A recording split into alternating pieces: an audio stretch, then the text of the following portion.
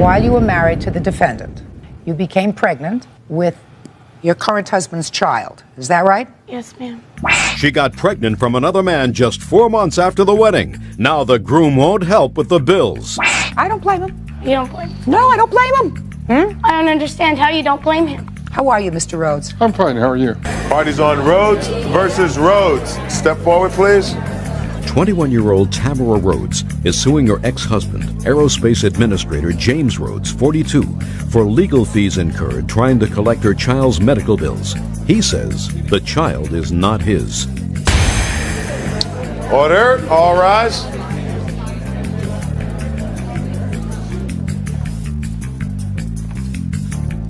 Thank you. Your Honor, this is case number 255 on the calendar in the matter of Rhodes versus Rhodes. Parties have been sworn in, Judge. You may be seated, ma'am. Have a seat. Let me see if I understand this lawsuit, Mrs. Rhodes. The defendant had been your husband. Yes, ma'am. And you are now divorced. Yes. Is this your present husband? Yes, ma'am. Why don't you have a seat, sir? According to your complaint, while you were married to the defendant, you became pregnant with your current husband's child. Is that right? Yes, ma'am. Your child that was born required a great deal of medical attention in the first 3 months of life. Yes, ma'am. The defendant, according to your complaint, refused to pursue insurance claims for the medical bills for that child. Yes. The child that wasn't his. Yes. Forcing you to go out and get a lawyer to pursue the insurance company for reimbursement. Yes. So you are suing your former husband for the legal fees that you incurred Yes. to get his insurance company to pay for your child. Yes. Your Honor, may I clarify? Sure. Why don't you step up here? Yeah. You clarify it, and then you tell me why you didn't pay for your own child's Very insurance. well. She was a dependent under Mr. Rhodes' insurance. Yes. Okay, under the fact of the matter is when the child was born, she was still covered under his insurance. And She was. She had it was a requirement by the divorce stipulation that she would be. By what stipulation? The divorce stipulation. Yes. Okay, a legal document here that he would maintain her insurance Let me see it. and also. Just a second. Just a second. Let me look at it.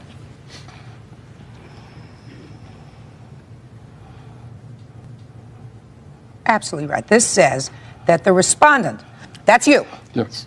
shall continue to cover petitioner, that's you, under his health insurance That's correct. available through his employer. That's correct. Did you continue to cover her? Yes, I did. So what's your complaint with regard to him? Okay, when the child was born, she was still covered under his insurance because she was still married to him legally. I could not even put her under my insurance as a married woman to someone else. I could do it my employer will allow me to do it as a domestic partner once she's divorced. Therefore, when the child was born, under his insurance coverage, she's automatically covered for 30 days. And I have a book that indicates that coverage. That sounds right to me. Okay, So the child is automatically covered for 30 days. The child went into ICU immediately after birth due to a variety of medical problems. What happened is that once the bills started coming in, his insurance carrier refused to pay them for whatever reason. Right. We went through great lengths. We called him. I even personally talked to him on the phone, said that I was Mr. Rhodes, and asked him, well, what can I do? And they said, well, you have to submit an appeal. And that has to be done in writing, and it has to be signed by the member, which was Mr. Rhodes. Now, we called him and talked to him initially and asked him if he would do that. And initially, he seemed like he would be interested in doing that. We set up a meeting and met with him and his significant other, and at that meeting, basically everything came apart. The parties parted ways, and basically, shortly after, our phone was call blocked to his residence, so she could not call him. What's your last name? Payetta. Mr. Payetta, the insurance company declined to pay for the child for the first 30 days. At that time, yes. And what you're complaining about is that Mr. Rhodes here You don't have to say anything yet, Mr. Rhodes. Mr. Rhodes here said, I'm not filing any appeals with the insurance company. That's correct. And because he said he would not file appeals with the insurance company, you were forced to hire a lawyer. That's correct. And the lawyer was able to get the insurance company to pay up. The majority of the claims. There are still some outstanding. But the insurance company agreed that they had made a mistake That's correct. and that they should have paid. That's correct. Well, I suggest you sue the insurance company. That was a possibility. We talked to the attorney. He said that the chances of that would be very unlikely. Well, the chances of you being successful against Mr. Rhodes are even less likely, sir. He did what was required of him pursuant to this judgment of divorce. Oh, did. yes. Your Honor, it says that he was supposed to assist in the submission of the They claims. said he had the right to appeal. They wouldn't even Just a listen to second, me. just a second.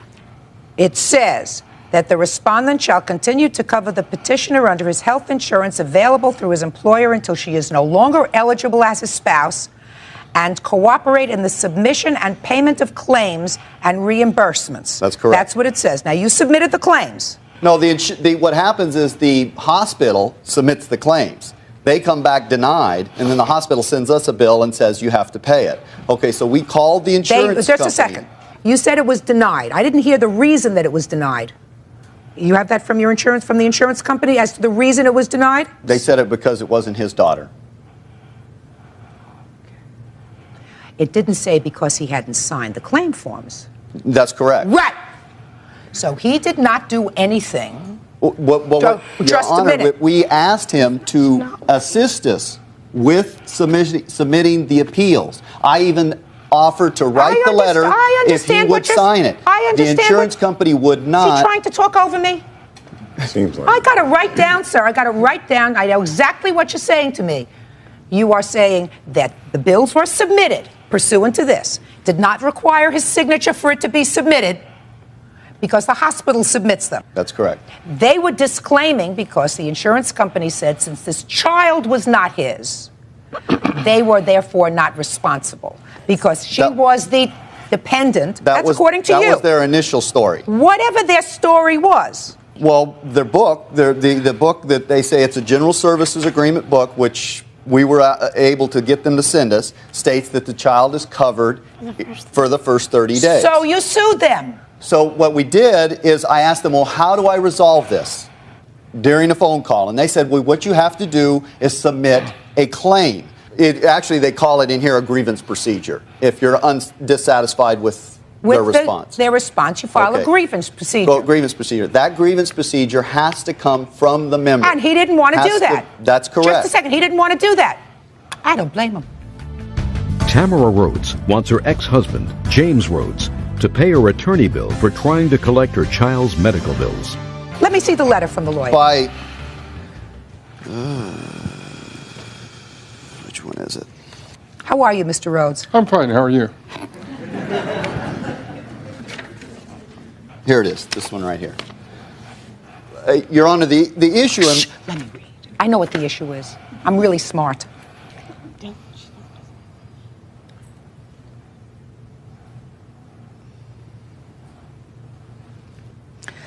Well, this certainly isn't a very strong letter that your attorney wrote to them. He says, additionally, please find a copy of my client's February 24th and March 24th billing statements from this office indicating attorney's fees expended in order to resolve the payment of these claims with your company. I am therefore requesting that you check into the possibility of reimbursement of these fees from your company. Your Honor? Look into the possibility of paying? No. You sue him. You sue him. Now, I acknowledge what you're saying as far as I do believe, truthfully, that the insurance company has a certain culpability towards this whole situation. In fact, maybe a greater percentage. But it was an agreement in Tamara's and Mr. Rhodes' divorce decree that he was to assist her. By the fact that he did not assist her, we had to employ the attorney and incur fees in order to resolve this matter. That is why we feel that Mr. Rhodes is subject to paying some of these attorney fees. so I'll give it to you one more time, sir. I've read the judgment of divorce. The judgment of divorce provides that he shall cooperate in the submission of claims. Which he did not do. You are interrupting me, which is really ticking me off. Sorry, Your Honor. No, he did not have to do it in this case because the hospital itself submitted the claims on behalf of your now wife and behalf of your child. The judge's direction pursuant to the judgment of divorce did not say anything about and pursuing all necessary appeals if insurance is declined. Didn't say anything about that. It said submission of claims. He chose not to be involved with the appellate process of the insurance company. The truth of the matter is it was the insurance company that was culpable, and your lawyer or you are free to sue the insurance company for the costs that you incurred in seeing to it that a right decision was ultimately made. Your lawsuit's dismissed. That's all. Parties are excused. You may step out. Out the back door to your right, please. Oh, I just hope that Tammy and Jack move on with their own life and take on their own responsibilities instead of trying to make me pay for it. I was looking after my daughter. You know, someone really sick. I guess we just have to live with it. Someday we'd like to have our own baby, and our insurance will pay for that. I never hit her. He actually pushed me up against the wall and pulled my hair out. They had a child, but when they split, he cut off the power and phone. I mean, you have a child there. Did you give her any notice that you were cutting off her electricity and her phone? No, I did not. Well, that's not nice, sir. Do you understand? Yes, I did. Perfect. Parties on Favre versus Powell. Step forward, please. 32-year-old construction worker Eric Favre is suing the mother of his child, charity administrator Rebecca Powell, 31, for expenses while living together. Rebecca is countersuing for lost wages and rent. Order. All rise.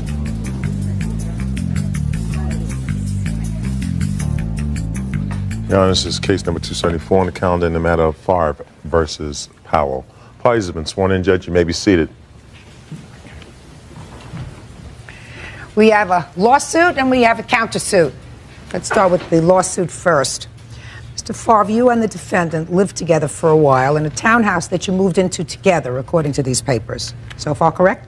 So far, correct. You have 2 children from another marriage or relationship, and you have a child together. That's correct. And your arrangement was that you would split all the bills 50-50. That's correct.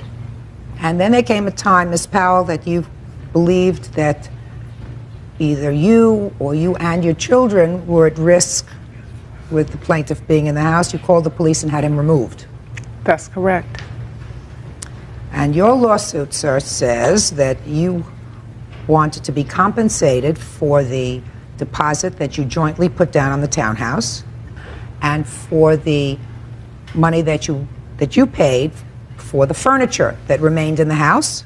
That's correct. How much did you spend on all this furniture? About $1,000. And how much was the deposit on the townhouse? $700, I believe. Split that in half would be $350. Do you have all the furniture? Yes, I do.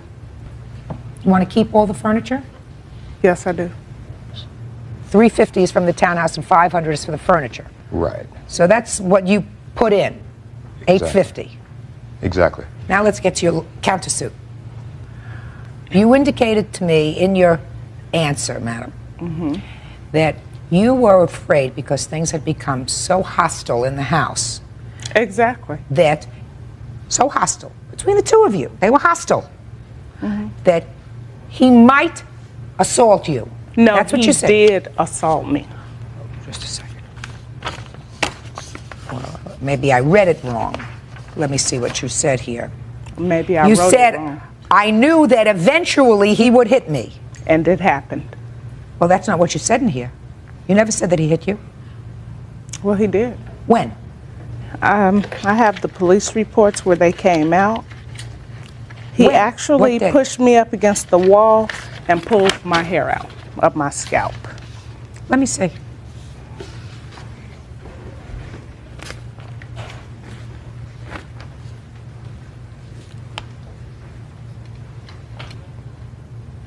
I obtained that from the police department, and what they call that is a CAD call. They didn't do a report on it because they didn't remove him from the premises.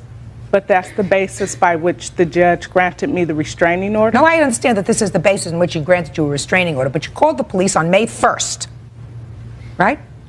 No, I went to the police station on May 1st so that they would escort me to my home to have him removed. He alleged that Did you ever throw her? No. What happened, Your Honor, was she was antagonizing me too. She wanted me to hit her because I know and she knows that if I would have struck her, I'd go to jail, I'd lose my job, I'd lose everything I worked for. So I wouldn't do that. She was up in my face. I never hit her. I never hit her. She tried to push me down the stairs while sweeping the stairs. I grabbed her. That's as far as it went. So I wouldn't fall down the stairs. That's as far as it went. Well, this talks about something. X hit the male with a broom. That's what happened. No weapons. That's what this says here. In any event,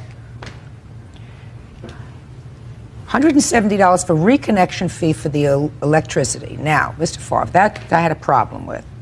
Did you have the electricity and the telephone cut off in the house? Your Honor, I had everything cut off. Everything was in my name. She was not paying. She didn't pay me on it. When did you cut it off? I cut it off, I believe, it was like a week into my stay in the motel. How did you know she wasn't paying? I called and I checked. I called the PG&E, I called the phone. Well, that was a week. You left on May 2nd, sir. So you're telling me on May the 9th, you called and found out that the bill hadn't been paid, so you cut it off? Yes. Well, that wasn't nice, sir. Well, you have a child there. Did you give her any notice that you were cutting off her electricity and her phone? No, I did not. Well, that's not nice, sir. Your Honor, you have a child living there. She has 2 young children. What if she had an emergency? According to her, she came home from work and found no phone, no electricity. Is that right? That's correct. How much did they charge you to reconnect? Let me see the bills. They charged me $130 to reconnect the electricity plus the bill, which was about $40. And then the telephone, they charged me the reconnection fees plus that bill. Just give me what the reconnection fee was. About $100, roughly. Let me see. I don't have that paperwork. Well, you're suing for it, so how could you not have it? That's what your countersuit is about, the reconnection fees. It happened, he admits to it. But I don't know how much it was. Courts don't do abouts. I mean, you would have a bill, Ms. Powell. Your bill would say, this is what it cost to reconnect because it was disconnected. Then I would know how much it was. Exactly. I do not have the bill. Good. So then I can't consider it because you don't have it. You have to bring your proof to court. $320 for child care expenses for the month of May resulting from the restraining order. What's that about? He was watching our daughter prior to the restraining order. Once he was removed, I had to get child care. But you had him removed? That's right. I had him removed. Fine. Have you taken him to court for child support? Yes, I have. So what happened? So they granted me child support, and I have not seen a dime of it since May. Are you under an order for child support, sir? I'm not under anything for child support that I've received, nothing. Were you both in court together for child support? No. He failed to show up to that hearing. Oh, well, then you better check, sir. There probably is a warrant outstanding for your arrest. Is there a warrant outstanding for his arrest? No, there's not. Well, if he was properly served, then you would have gotten a warrant for his arrest. He's not working. The court told me that when he finds a job, I am to serve his job with the wage statement to take the money out of his check. Eric Favre says the mother of his child, Rebecca Powell, owes him for expenses. Rebecca says she had him removed for domestic violence. How much money in child support are you supposed to get from him? $697 a month. Okay. And they entered that order by default. Exactly, because he didn't show up to 2 hearings on child support. So, Mr. Favre, where are you currently living? I currently live in Oakland. How much rent do you pay? I pay $540 per month. And you pay that directly to the landlord? Yes, I do. Who's the landlord? The landlord is Jew Properties. They also in Oakland? No, they're in Berkeley, I believe. And from what source do you get this money to pay your rent? I've been working odd jobs with construction to pay my rent and to pay my daughter's daycare. Where was the last job you worked in construction? Contractors Labor Pool. They're located in Emeryville. I work as a painter and I do construction work. When was the last time you worked there? Yesterday. And how much did you earn?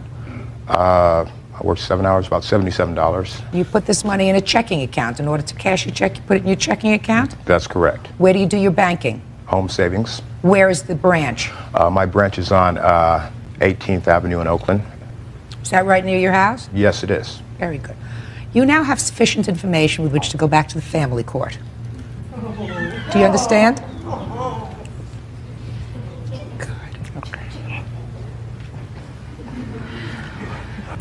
Now, Miss Powell, we all make mistakes in life.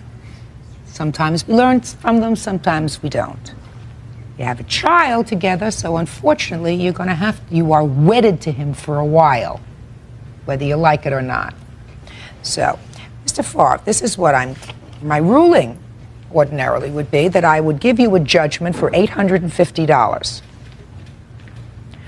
I am going to sign an order for $850 prospectively. When we receive communication by mail from Miss Powell that you have appeared in family court pursuant to the summons that had been previously issued to you and commence making regular child support payments, the court will execute on its order for you for your $850. Do you understand what I'm saying? Yes, I do. Which means you get your $850 when you start making child support payments in the amount of $697 a month. Do you understand? Yes, I do.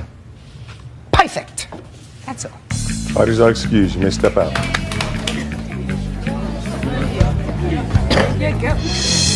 And now the next case.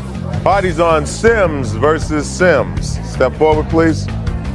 44-year-old construction worker Kenneth Sims wants his ex-wife, Mary Sims, 38, to pay for his car. You and the defendant had a rather rocky relationship, according to these papers that I see, and you also have a child together. How old's the child? He's 21 months. According to your complaint, Mr. Sims, you decided to leave the house, and you left certain items in the house, and the defendant kept your car. You want to be reimbursed for the things that Ms. Sims, according to you and according to her, threw out. And you want to be compensated for the car because she won't give it back to you. Yes, ma'am. When did you start living together? Because that's not clear in this report. The 7th month of this year, 98. But you had a relationship before that because you have a child that's 21 months old. Yes. What happened in July, sir, when you started to live together? Well, I'd moved in with her. I was there a few days, and she had a couple of friends come up to me and kind of bodily threatened me. Told me that if I ever did anything that harmed this woman, that they would take care of me. And had you ever done anything to her before? Yes, I have a family violence history. 44-year-old construction worker Kenneth Sims wants his ex-wife, Mary Sims, 38, to pay for his car. So after her friends came up and said, you ever put your hands on her again, you're going to be chop suey, right? You decided to leave. Yes, ma'am. I left that morning. I had given Mary $100 for rent for that week. I had left the back door open and went around the back and got my things out quietly in haste of leaving. And I left a few things there that I didn't realize because I was scared. Where did you go? Where did I go? I made a phone call to another girlfriend of mine that I had before that's been helping me out, and went and stayed with her. Where was Miss Sims? She was at work. I was letting her use my car and gave her my keys so she could have a vehicle to go to work. Were you working at the time? Yes, ma'am, I was. How were you getting to work? One of the guys there was giving me a ride. So somebody came by with a car, picked you up with your stuff. What stuff do you say you left behind? Did you want to see the paper? Sure. It was the bowling equipment, belts, buckles, a few things, the items that I had of moving out in Bowling haste. ball. Why didn't you take a bowling ball with you, sir? Where we had put the bowling balls was in the cupboard where the towels are, and out of me just looking around the room, I just... You have his bowling balls? No, ma'am, I don't. Where are they? They were in the trunk of the car. Trunk of which car? The car he gave me. So where are they now? He got them out of the trunk of the car. You don't have the bowling balls? No, ma'am, I don't. A wrist support. What is that? It's a support you put on your wrist when you're bowling. When it's for turning the ball over. Was that in the same place as the bowling balls and the bowling oh yes, bag? it all fits in the together. bag. You don't have that, do shoes and you? everything. No, ma'am. I have no use for stuff like that. A red palm sander. What is that? It's like a desk sander. It's a vibrating sander that you use to strip varnish or whatnot off. Where is that? I don't know, ma'am. Everything of his that I found left at my house was some jeans, a couple pairs of tennis shoes, and a belt. I didn't hear from him for a couple of days. I didn't know if he was coming back. I threw him in the dumpster. Okay. Oh, what about a marine battery? What's that for? It was a boat battery. It's a marine battery. You can be recharged over and over. And What'd you leave that for? It's just something I just overlooked. Well, you have any of this stuff? No, ma'am, I do not. The only thing that you found there was clothes? Yes, ma'am. He had paged me, and I called him back and told him, look, everything of yours that I found, I threw in the dumpster. If you want it, I'd get over to my apartments and get it. Now, what kind of car was this? It's an 84 Cavalier. You say he gave it to you? Yes, ma'am. Tell me about it. He gave me a signed title. Let me see it. I have a copy of the title. The title is dated 7/16/98. Why did he give it to you? He had told me, I have a letter from him also that I got in May from him saying that he was going to give me his car and sign the title over to me. Let me see the letter. So that I could get to and from work, because I didn't have a vehicle, and getting to work and getting my son to daycare was but why would he quite give you difficult. Why would he give you a letter for that?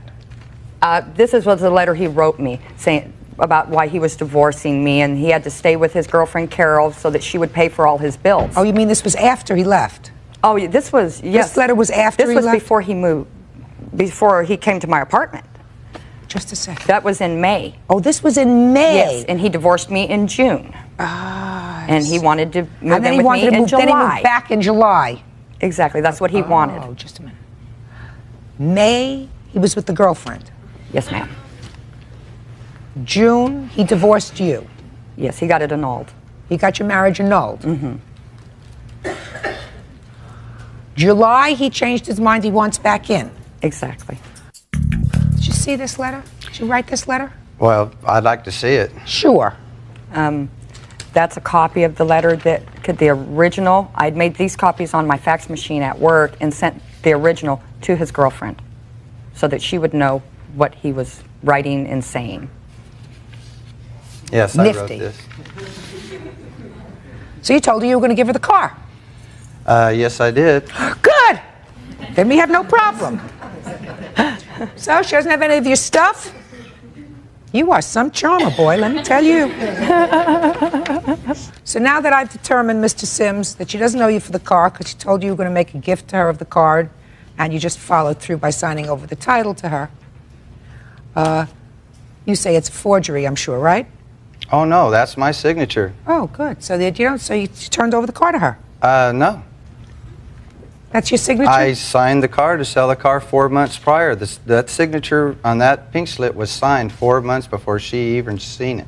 Okay, so that what you're telling me is when you wrote her this letter promising your car, you were planning on selling it to somebody else? Oh, yeah. Oh, no. Yeah, when I wrote her the letter, it was already, yes, to be sold. Oh, you are dull. I don't know what you're like at all. I have no idea. Why you would let this man back into your life, into your home? I mean, he's in your life because you have a child together. And I let him back in my life time after time again for my son. Just a second, you're not This man scares me. He's threatened to kill me. All right. Well, you picked him. Yeah. I picked a real winner. Bad choice. Extremely bad choice. Your lawsuit's dismissed, sir. You're not entitled to a dime. May I have that letter That's all. back, please? Please excuse, you may step out. I'll take it. Okay. He was real hysterical. He was very, very hysterical. A father fumes over a school's response to his injured son. Are you telling me that you touched his shoulder and you didn't see that his bone was protruding from his shoulder? No, ma'am. He just said it hurt. It hurt. Well, you should take a look at the x-rays. You can clearly see that this bone is sticking out there. Parties on Duran versus Calvary Baptist School. Step forward, please. 37-year-old auto center manager Bradley Duran is suing his 11-year-old son Bradley Jr.'s school principal, Edward Dial, for his son's broken collarbone. The school says it was an accident and they did everything right. Order. All rise.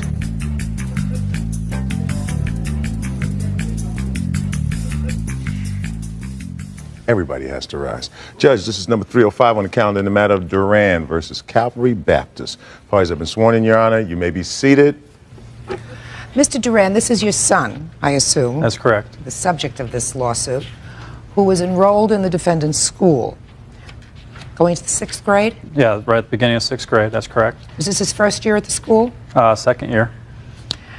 And within the first couple of weeks of school, he was injured.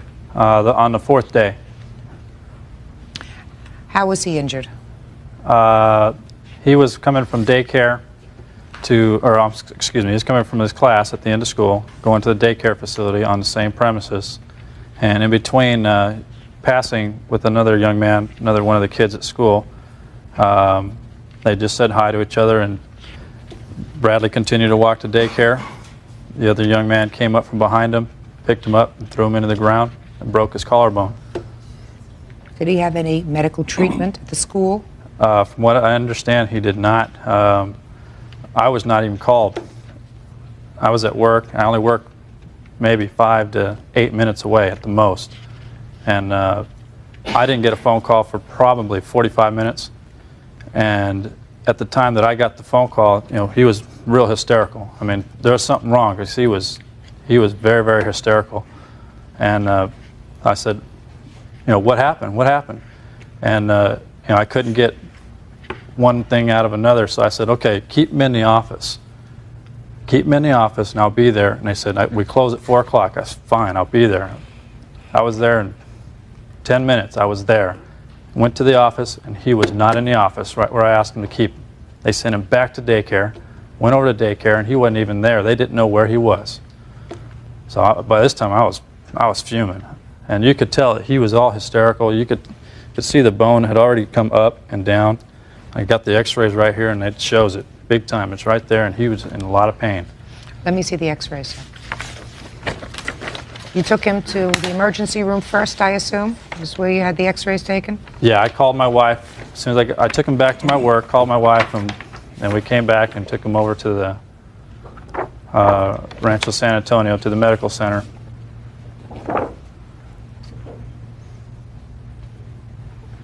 Have you seen the x-ray, sir? No, ma'am. They said it was almost broke in half. I see. You're talking about right over here. Yeah. Said it wasn't a fracture. It was a break. Well, you certainly could see that through the skin. Show this to Mr. Dial, please. All right. Well, I assume that after this incident at the school, you didn't want your son returning to that school. And what arrangements did you make with the defendant? I had sent a tuition payment, and I had put a stop payment on that, of course. And you know, we agreed that, yeah, the tuition is no problem. We shouldn't pay for that. I asked for full reimbursement on the books, and so I turned in all the books. I got a signed copy that says they were all returned. They said they could not give me a full reimbursement on the books because he was already in school for 4 days. And I said, 4 days? He's barely even started. Did you ever get reimbursed for the books? I got reimbursed for 1 book. They actually sent me a check for a partial reimbursement, put stop payment on that, and said they weren't going to give me anything. How much were all the books? $232.94. And what was the check that they sent you? The first check that they sent me? No, just how much did you get back for the book? $16.95, excuse me.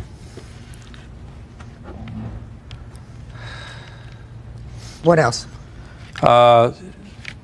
We were also asking for the medical bills to be paid for.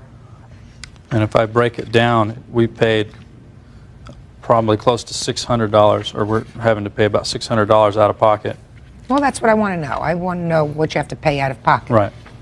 Now, you're suing the defendant for $5,000 for injury that occurred in his school, which means that you have to establish to my satisfaction that there was some sort of negligence on the part of the defendant. Now, I assume you're here to tell me, sir, why there was no negligence on your part. Well, as soon as we could talk to Brad and find what had happened. Were you there? Talk to him. No, ma'am. This young lady was there. I was. So you weren't there? No, ma'am. Step up. Your name? Laura Brame. And who are you? I was his 6th grade teacher for the 3 days he was at school.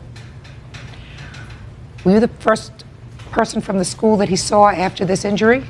He went to the office after the injury. Who was in the office? The secretary, and she sent for me, and I came to the office, and he was upset and yelling and screaming more about the young man that had hurt him, and he needs to get in trouble, and he needs to get in trouble. And I tried to tell him Mr. Dow would take care of it. I would write a note, and he would take care of the problem. And no, he has to get in trouble, and I want him to get in trouble. And I kept asking him also, are you hurt?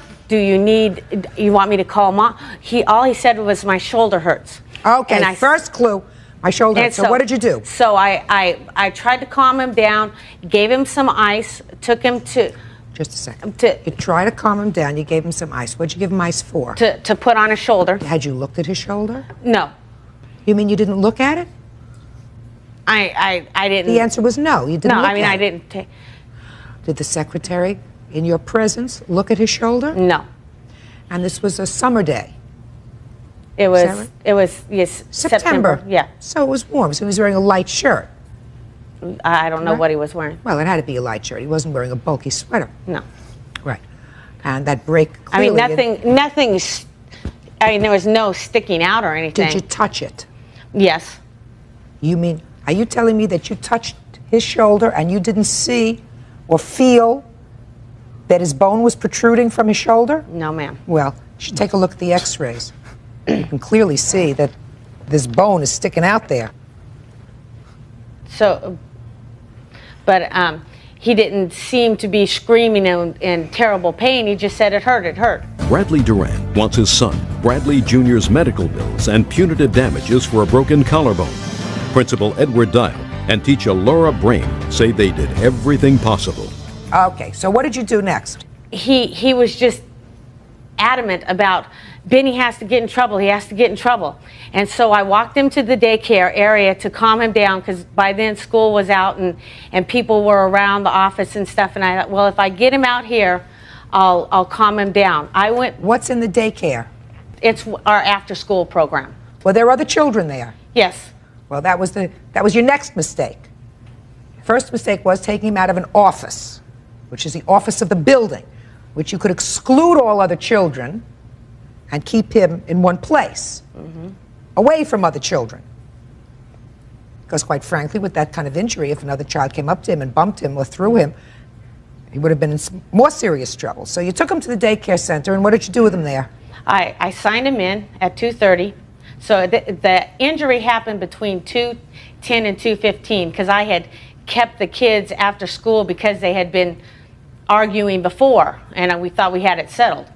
And so I went and I wrote a note to Mr. Dial. I came back to the daycare area to get him, to take him to the office. Who was in the daycare area when you left him there, other than other children? The daycare director. Did you have a conversation with her, or did you just sign him in? Yes, I told her that he had, his shoulder hurt, and that I would be back in a moment and see, if he was calmed down enough to let me know what, because I had asked him, I said, we'll call mom. Do you want, does it hurt bad enough to call mom?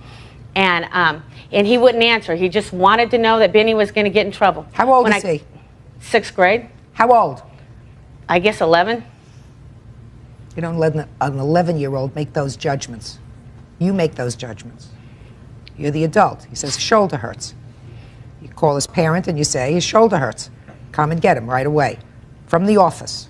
Okay.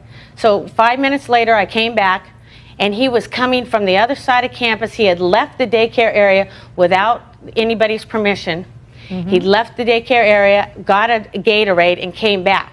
He was walking back with a Gatorade in his hand. And so then so he was calmed down enough. I said, let's go call Dad. And I called him on, he was talking to his father on the phone. And his dad must have told him, I can't come right now. And he says, well, you pick me up when I tell you to pick me up. And he was yelling and screaming at his dad, cussed at him, and said, you know, you tell your boss to go to, and wasn't to Walmart down the street, you know, he told him. And then finally, so I said, Brad, you know, I need to talk to your dad. And Dad said, well, I'll be there as soon as I can. I said, he'll be in the office. It closes at 4 o'clock. What'd you bring him back to the office for? Because I was taking care of the problem in the office. How were you taking care of the problem in the office without him being there? He was in the office. No. Listen to what you just said to me. You said you took him from the office to the daycare to cool sign down. him in. Why did you take him there to cool down? That's what I don't understand. Because you don't understand. You weren't there to see the picture of how upset and irate he was. So then you keep him isolated. You don't turn him over to another situation. Especially, he's 11 years old. He walks across the campus to get a Gatorade someplace. I mean, that's just not smart. So I could understand. The reason I ask you these questions is because I can understand why Mr. Duran was annoyed enough to take his son out of school and place him someplace else. Because with the procedure that you followed, clearly, in my judgment, was inappropriate. You have an 11-year-old child who's hysterical. You're not expecting him to make good sense out of why he's hysterical. But clearly, he said his shoulder hurt, and based upon the x-rays that I saw, that bone was sticking up right through practically right through his skin. It may not have broken through his skin, but it certainly was protruding. I mean, even Mr. Dial saw that, right, sir?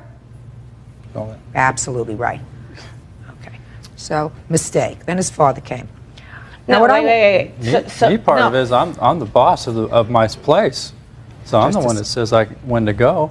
Of course. What does that have to do with the price of tomatoes? Yeah, I was there immediately. Go ahead. So then I sat him down in the office waiting for his father, and then I went over to the daycare and told them, I said, if the office closes, then Brad will be coming over. And then sometime the secretary in the office looked up from her desk a while later, and he was gone to daycare without permission. No one had, no one had said you could go. You keep talking about this 11-year-old kid getting permission. Somebody's supposed to watch him. What do you mean she looked up when he wasn't? He just got up and left. He walked to daycare. He didn't, the secretary wasn't, just doing she was doing her work, and she looked up, he was gone. Somebody's supposed to watch him. He's an injured child. He's an injured child in your care.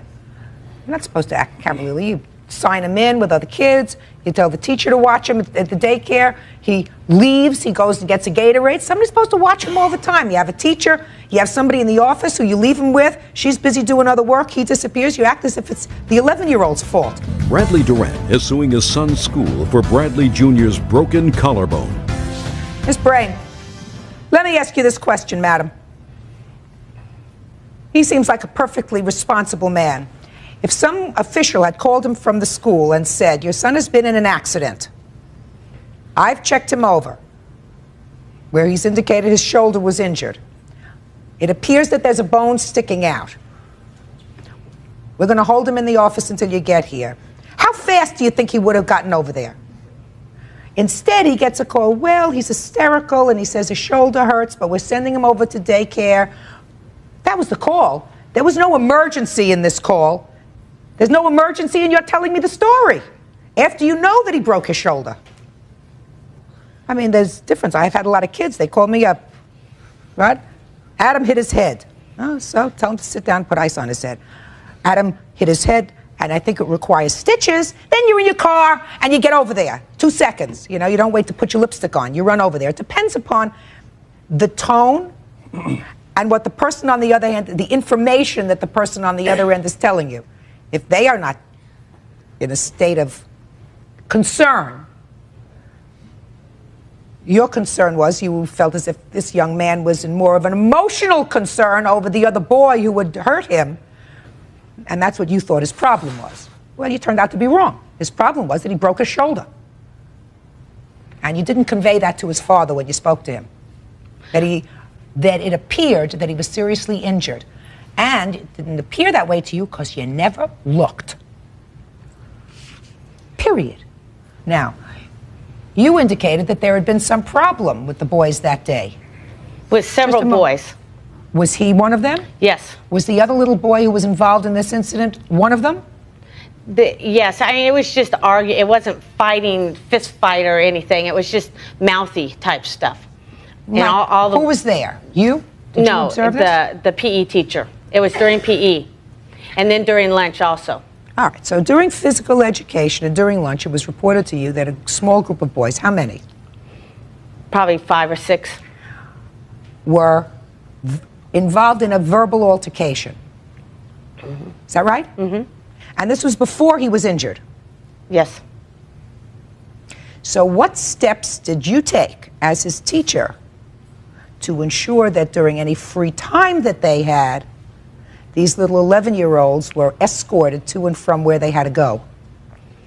Well, I talked about it in class. And you sat down with the class as a whole or with these boys in particular? Well, both. Outside the door with a few and then inside with the class, letting them know that we're not going to have fighting or whatever on the playground or anywhere, in the classroom or anything. When you spoke to them individually, was this young man there? Yes. What about the other young man who caused the injury? He was there? Yes. And what did they both say to you?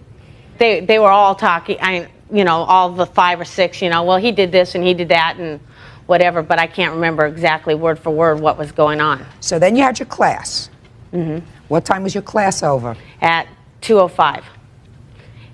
And I let them out between 2:10 and 2:15. And that's when he was injured? Yes, at the end of class. Judge Judy will continue in a moment.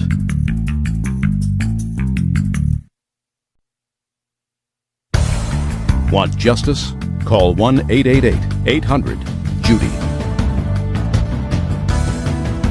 Mr. Dial? Yes, ma'am. Your school's responsible. Because you weren't there during all of these things, so I'm very glad you brought your teacher. Let me tell you what my sense is, sir, from what I heard. The teacher of the 6th grade class receives a report from 2 other people in the school indicating that 4 to 5 boys have been involved in sufficient bad behavior towards each other to warrant the reports. She has a class, and outside the class, she says that she spoke, and I'm not even going to ask this young man anything, because she says she spoke to this young man, the other young man, but they're all jabbering, talking, he did this to me, he did that to me, right? So she takes them into class, and then she has a nice discussion, let's all be nice, and we don't fight in this school, that we don't have any fighting. And then they're dismissed, unescorted, by anybody, and within 5 minutes, he's injured. So as far as I'm concerned, that whole problem was taken care of very poorly by your teacher. The next thing that happened was he's injured, he's taken to an office. Nobody examines him. He's 11 years old. And the injury that he had was clearly visible. You, Mr. Duran, is suing for $5,000. Yes, ma'am. Judgment is to the plaintiff in the amount of $5,000. That's all. Thank you. Parties are excused. You may step out. Look outside your window one day and you see your dog engaged in fornication. Yes, ma'am. His bitch was a lady, so he tracked down the tramp. You go charging outside. When the interloping dog saw me, he disengaged and decided that he better hightail it out there. Isn't it amazing how guys can do that? All parties on Snodgrass versus Peterson. Step forward, please. 34-year-old teacher Mark Snodgrass says neighbor Judith Peterson's dog may have impregnated his pet Labrador. He wants the veterinarian bills paid. Judith says it wasn't her dog who did it. Order. All rise. Quiet in the courtroom, please. All rise. Your Honor, this is case number 270 on the calendar in the matter of Snodgrass versus Peterson. Judge, the parties have been sworn in. You may be seated. Ma'am, have a seat. According to you, Mr. Snodgrass, you have a dog. Yes, ma'am. That you keep in the backyard. Yes. Female dog. You look outside your window one day, and lo and behold, you see your dog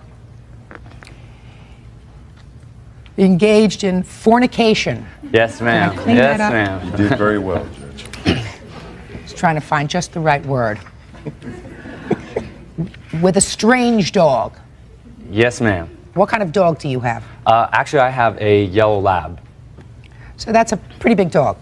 Good-sized dog, medium-sized dog. And this interloper Yes, ma'am. was what kind of dog?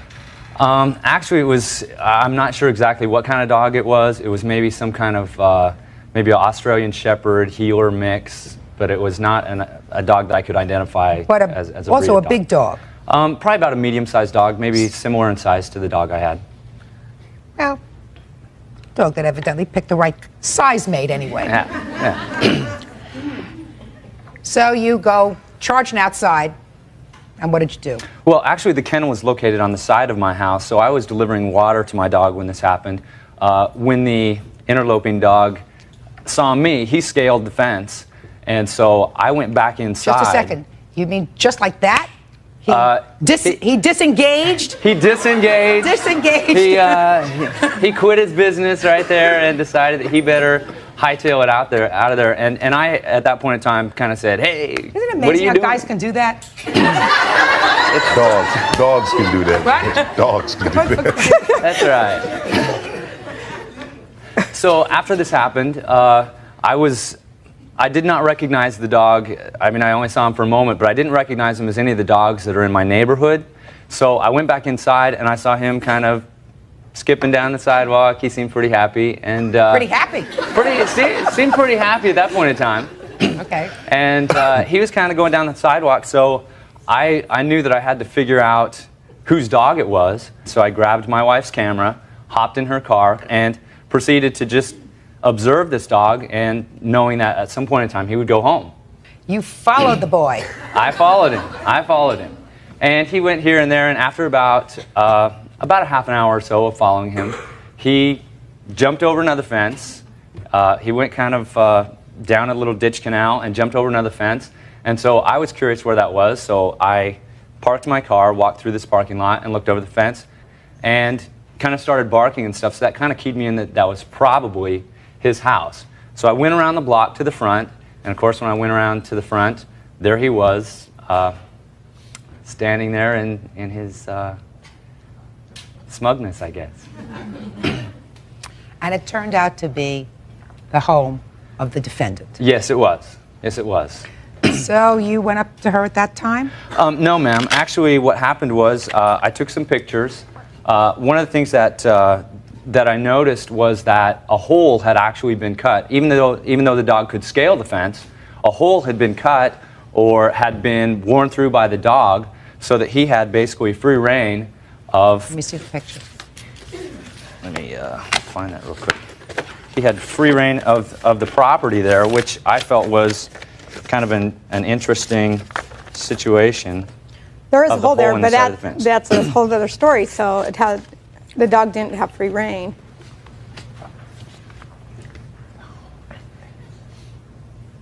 You mean right near the house is where the hole is? Yes, ma'am. Right, this little spot right here? Yes.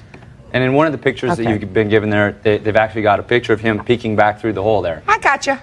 Right over there. Little spot right over here. All right, well, there did come a time when you found out who the owner was. Yeah, I tried to contact the defendant a little bit later in the day. Actually, I went home and contacted the Humane Society.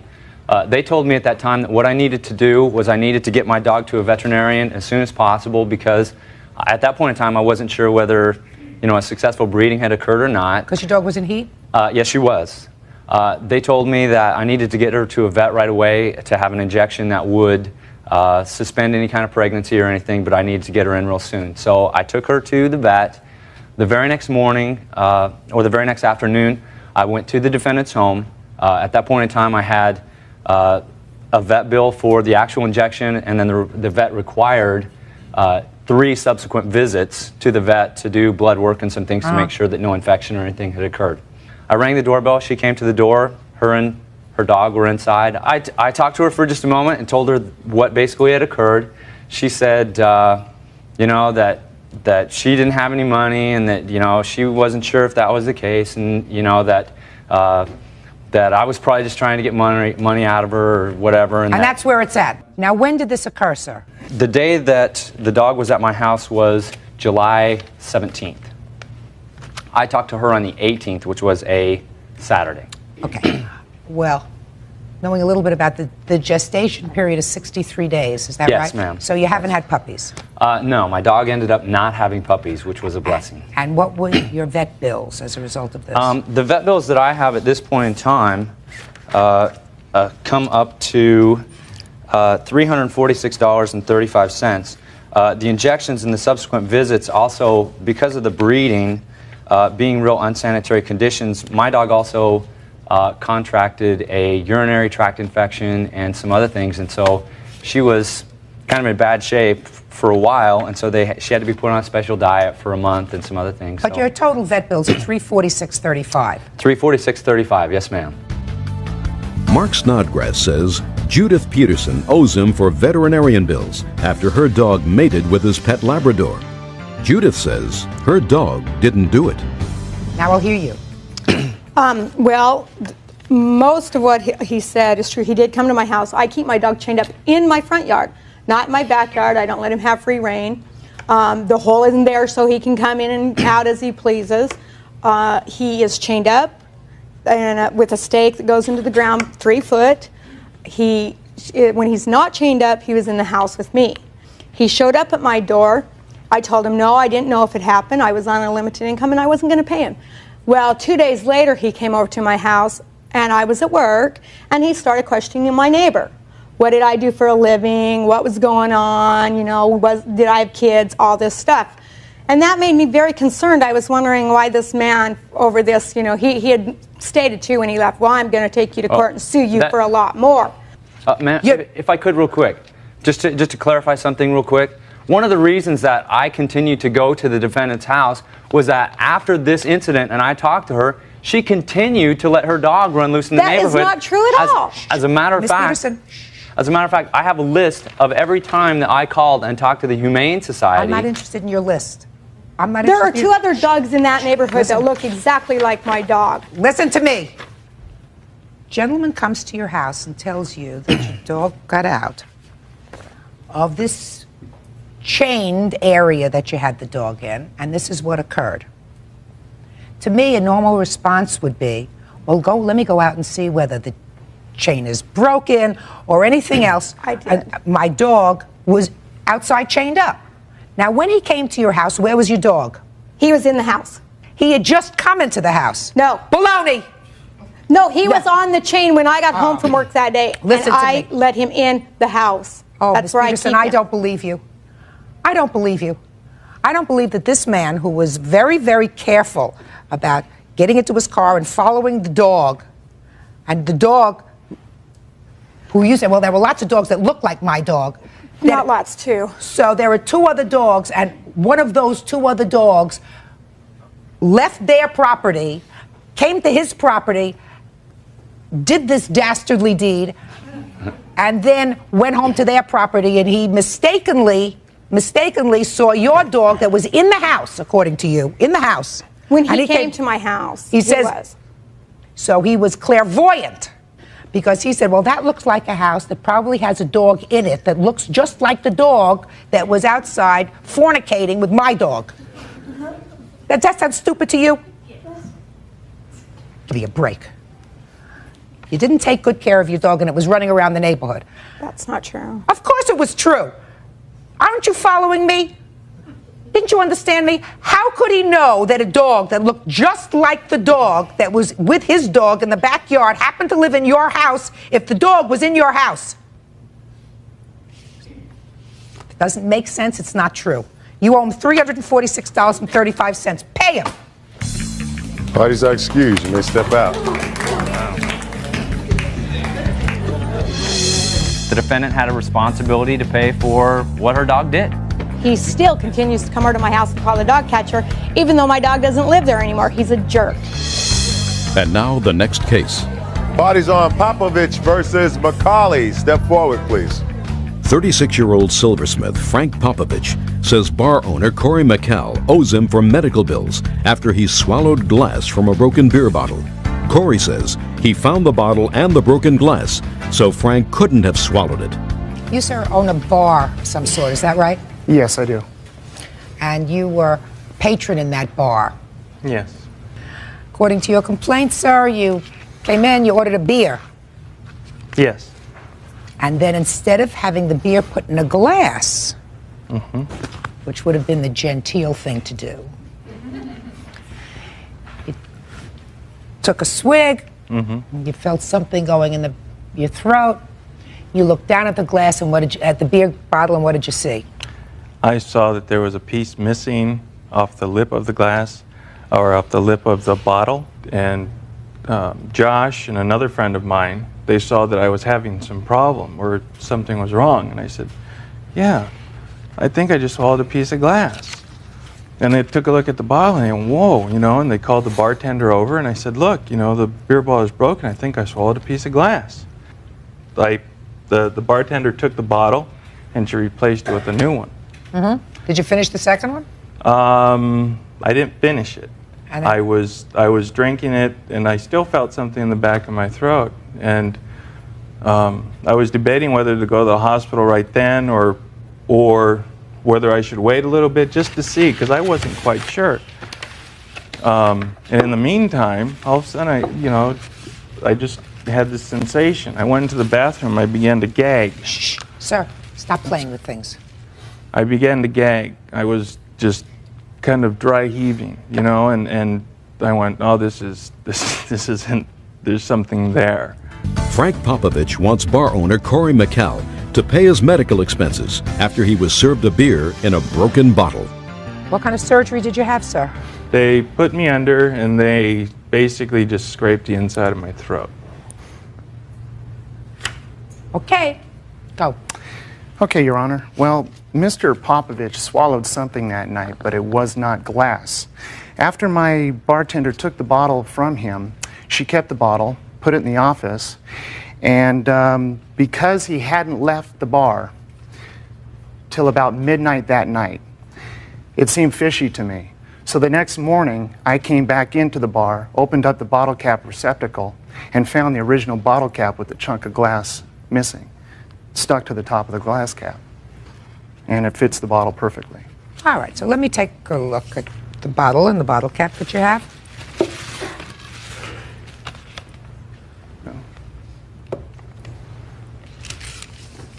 Now, there was a tiny piece of glass that is missing from there. He says Just a that... second.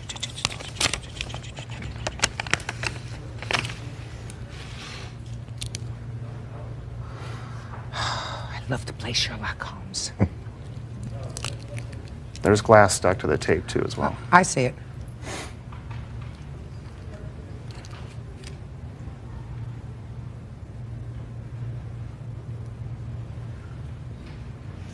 Well, I certainly see Mr. Popovich. What he's talking about when he says he found a piece of glass in this bottle cap, which was very smart of you to do, sir. Thank you. To go around and see if you could find the culprit cap. However, as with all things, if you were to take a magnifying glass and look at this, you will see, because you can feel it if you put your nail over it, that even if you put this piece snugly on top, it's still rough. I find one spot where I can fit my nail in it. Do you know what I'm talking about? Yes, there's also a piece of glass stuck to the inside tape, though, too. Yeah, well, that may be. I find one spot where I can actually stick my That's nail about in the it on size one of the side. Because it broke off perfectly, Your Honor. The pieces were embedded in the cap perfectly when I found it the next morning because it was undisturbed. Sir, listen to me. When you break something, it may look like a perfect break. I can put my finger across here and feel several areas where, I'm going to sue myself. I got a piece of glass in my finger. See what I mean? Yeah. Do you understand what I mean? Right. Little tiny. I did. Little tiny slivers that sliver off, even if it seems to be a clear break. Right. Right? So, and you can tell that because you injured the judge with your cap, trying to make my point. You have an absolute liability, sir, with regard to this. Absolute. No issue. Your bartender should have taken a look to see that she was serving a bottle that wasn't broken. I mean, you think that this man subjected himself to throat surgery, to having somebody scrape down his throat because he was fooling around? Because he was trying to sue you? It's ridiculous. I mean, they stuck tubes down his throat. You know how uncomfortable that is? And up if he my was nose. just and down his nose, if he was just fooling around trying to make a lawsuit, and if he was trying to make a lawsuit, he would have wanted a lot more than just his medical bills paid.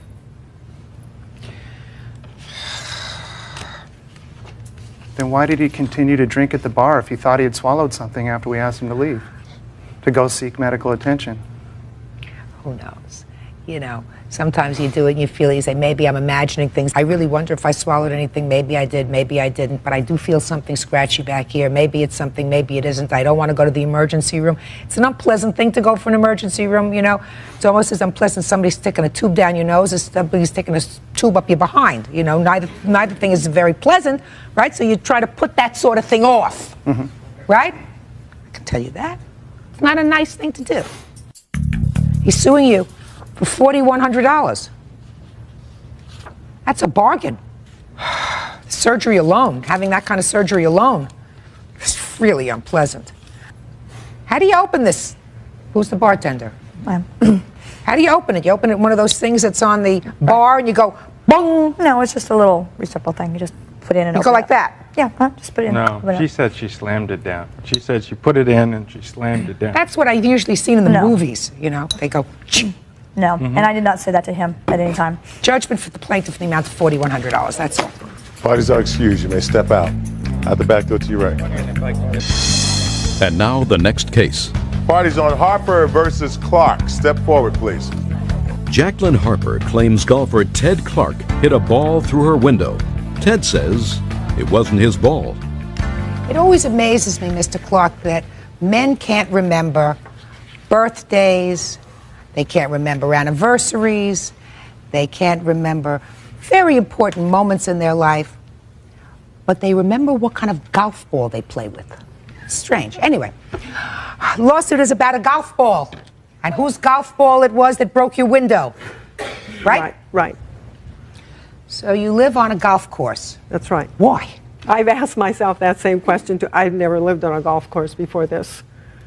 I always wondered why people would live on a golf course. Seems to me you're outside, you know, want to be puttering in the backyard, sitting by your pool and you're, you know, dodging golf balls. That's right. I was not aware that, you know, I figured people kept their golf balls on the golf course. The good golfers do. Which was But there are a lot of duffers out there. assumption on my part. Okay, so you're sitting in your house and all of a sudden you hear crash. Was this the first crash that you heard? Have you ever had a golf ball break a window or anything else in the I've past? had numerous windows broken by golf balls. I'd think about a resale if I were you. You know, don't wait Yes. until one of these golf balls doesn't do a window, but does your head. Does my head, Yeah. exactly. Okay. And you, Mr. Clark, were playing with a foursome? Yes, ma'am. And what did you hear? What I heard was I heard the ball hit in Mrs. Harper's roof. Jacqueline Harper claims golfer Ted Clark hit a ball through her window. Ted says it wasn't his ball. So what did you do? Well, as we went down the fairway, Mrs. Harper came out of her backyard and said that somebody just broke a window in the front of her house. So I said that must have been me because my ball did hit your roof. So I gave her my name and telephone number and said I would take care of paying for a window to have it replaced, and I would pay for it. So I went back down, and when I mentioned this to my golfing partners, we all reflected on it and thought we couldn't understand how it could break a window in the front of her house. So I left my group and went up to Mrs. Harper's house, rang her doorbell, and she came out and I asked if she'd found the golf ball. And she said no, she hadn't looked for it. So at that point I said, well, could I come into your yard and could we find the ball? I said, I'm playing a Top Flight Arrow 3. I have one here that was left in the box from that day. So I went into her yard and we found a ball at the bottom of her flower bed right below the window. It wasn't my ball, and we found another one about another 10 feet away. So I left and I went back and I wrote her a letter that day and basically said, if you find my golf ball, I'll be happy to pay for the window. And about 4 or 5 days went by, then I got a summons to small claims court, and subsequently I got a bill from Mrs. Harper, and she said in the bill that she'd found the ball. So at that point, I went over to her house with a check for, I think it was about $108 the cost of the window. And I told her again I was playing a Top Flight Aero 3. And she said, well, this is a Top Flight XL1. And I said, well, Mrs. Harper, that's not my ball. And she basically said, well, I knew you were going to do this to me. And she went back in her house, and here we are. You were in the house that day? Yes, I was. How many bangs did you hear on your house? I heard one bang. I heard a window. You play golf there all the time? Yes, I do. Did you see anybody else there hitting a ball at the precise moment you did? Oh, no, not at all. So let's talk about common sense. It just doesn't make sense, sir, that at the precise moment that you hit a ball, you hear it hit her house, that another person from wherever hits a ball, and at the precise moment it hits her house and breaks her window, at the precise moment, at the moment that your ball, according to you, hit her roof. Doesn't make sense, right? No, that doesn't make sense. The ball and the flight of the ball, it doesn't make any sense whatsoever. The flight of that ball could have gotten to a window in the front of her house. What makes some sense is the window could have been broken previously. Mr. Clark, are you suggesting that this lady who's standing here had a broken window in her house, waited until you happened to hit the roof of her house and said, aha, I got a sucker to pay for the window? Does that sound logical? Look at her, Mr. Clark. What time of the day did this happen, Miss Harper? It happened at 10:45 in the morning. When you woke up in the morning, was your window intact? Yes, the window was intact and had been intact. Okay. And the window was broken moments before Mr. Clark came up to your house. Right. I was in the back end of the house and I heard this glass sound breaking, so I went around the house looking to see what broke. By that time, they were down behind the back of the house in their golf carts, so I went out in the back and I said, one of you fellas broke one of my windows. And Mr. Clark comes running up the little back hill there and he says, I did it. She's suing you for $109.48, which you would agree is the cost of replacing that window. She'll Correct. show you a bill. You have a bill? I have a bill. Show I it to don't Mr. deny that Clark. whatsoever. Right here. Show it to Mr. Clark. I have a letter that I wrote to him. I don't need a right letter. here. I have a letter that he I would wrote just also to me. I add don't that need a letter. the $109 wouldn't even come out of my own pocket.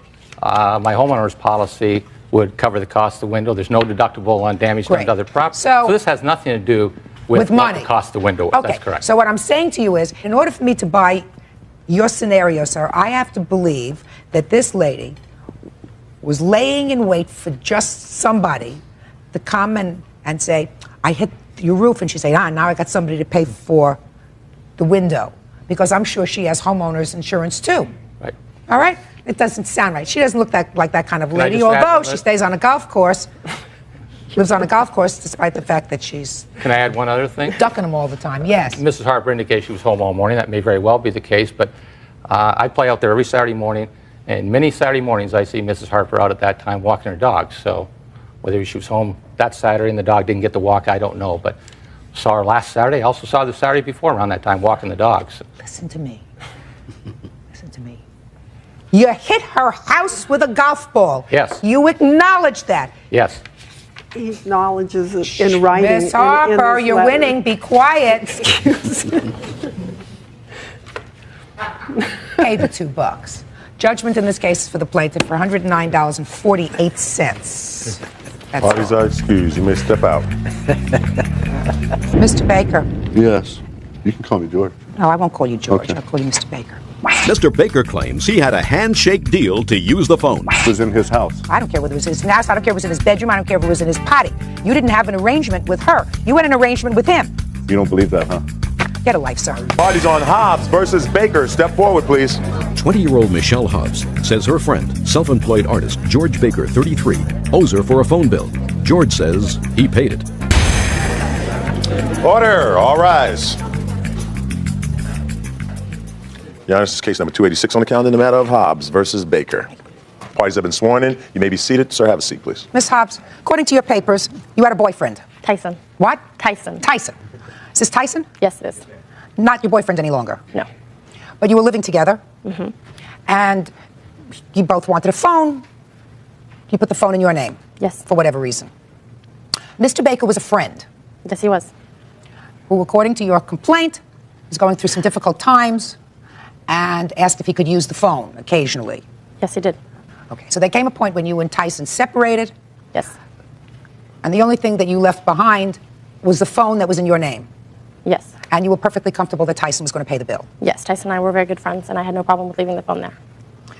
And while Mr. Baker was living with Mr. Tyson, Mr. Baker I wasn't living with him. He was staying with him periodically. One day out of a week, every 2 months. Whatever. While you were there, you used the phone. That's correct. You don't have to raise your voice at me. Okay, so you I used can the hear pretty phone. well. And you used the phone to make long-distance phone calls. Yeah, I've made a few. And your long-distance phone bill was how much? Originally, we thought it was $350. Since we've gotten more bills and added it up, it's come to $419 and some odd cents. Now. Can I see that? Sure. Of course you can. You have bills? Yes, I do. Cool. Okay. Before you look at those, Mr. Baker, because I'm going to give you time to go over those bills, you indicated, Ms. Hobbs, that when you started to get these bills, you contacted Mr. Baker. Yes, I did. And what were the conversations that you had with him? At first, he had told us that he was using a calling card. Then he told me that there was no problem. He was going to send his brother-in-law down to pay for it by the time that it was due. And none of these events ever occurred. Now, Mr. Baker. Yes.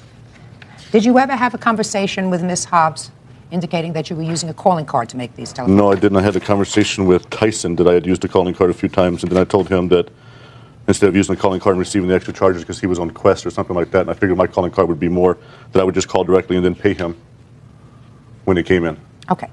So you did have an agreement with Tyson to pay the bills as they came in. Did you, in fact, pay the bills when they came in? The bills that I felt necessary to pay, yes. Looking at these, I have no idea who some of these phone numbers are. George has not made one payment to the phone company Well, the at all. first time a payment came in from Tyson, or the phone bill came in, Tyson came to me. This was, first time I believe was in April.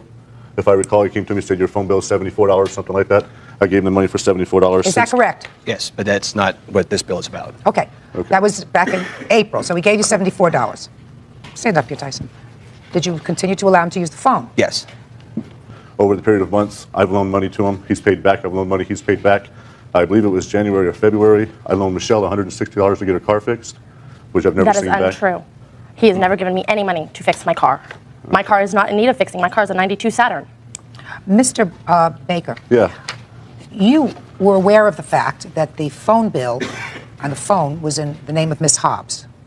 Yes, I was, but I was also aware that it was in his house, to which she was not a resident of. Okay, but you understood that it was. I'm asking you these questions, sir, and there's a reason for my asking you these questions. Okay. Okay. Now I'm going to get to your defense because this is not a difficult case because your defense is most telling. Your defense is that he owed you money. Correct. And because And she owed me money. she says she doesn't owe you any money. Well, it's all about who's telling the truth anyway, but she Right. owed me $160 for a car. Mr. Baker, did you pay her directly this $160 or did you give it I gave it to her directly, in cash? in cash, like I normally do. Excuse me? When I loan people money, I give it to them in cash. That's When I nice. get a handshake, that's good enough for me.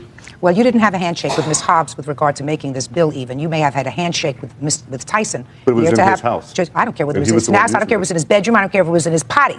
You didn't have an arrangement with her. She You had had an arrangement with him. No. She had an arrangement with him to pay the bill, which means anybody that uses the phone is given permission by him, so he's held liable for it. I can make the agreement with him. I don't have to make it to her. It's not Look even over her the bills. residence. Look over the bills. I'm looking over the bills. Good. Please look over the Can I bills now. say No. one? I'm going to be quiet. I don't want to confuse Mr. Baker. I want him Oh, I to be don't able to get look over the confused. bills. I can agree with the phone calls to Georgia, Salinas, and Phoenix, Arizona, and Mesa, Arizona. Tempe. Yeah, Tempe would be one, but the ones to Pleasanton, I can't agree that all those were mine because both of us know that person in Pleasanton, and neither one of us could have been caller, and I don't have exact times of when I was there. Most of the calls that I highlighted Can on I this see that, please? But- Go ahead now. Okay, He on- says that you both know this one right. person. On this bill, the only calls that I highlighted for him were the ones that were made between calls that he had made long distance. And some of those calls we made together, so I didn't highlight all of them and try to be fair, but I can't recall every single one I made or every single one he made. So I did my best to make it even and only charge or highlight the calls that he made between long distance calls that I know are his. Michelle Hobbs says friend George Baker owes her for a phone that was turned off. George says her fiancé owes him money. Evidently, you were a better friend to this gentleman than was Miss Hobbs. Right. Is that right? Yes, very much. Well, when you started to get these bills that he hadn't paid, what conversations did you have with him? He originally said that he was going to use a calling card, and then these calls started to show up, and he said, well, I stopped using the card because it's cheaper and I'll pay you for them. The first bill came in at $411.68.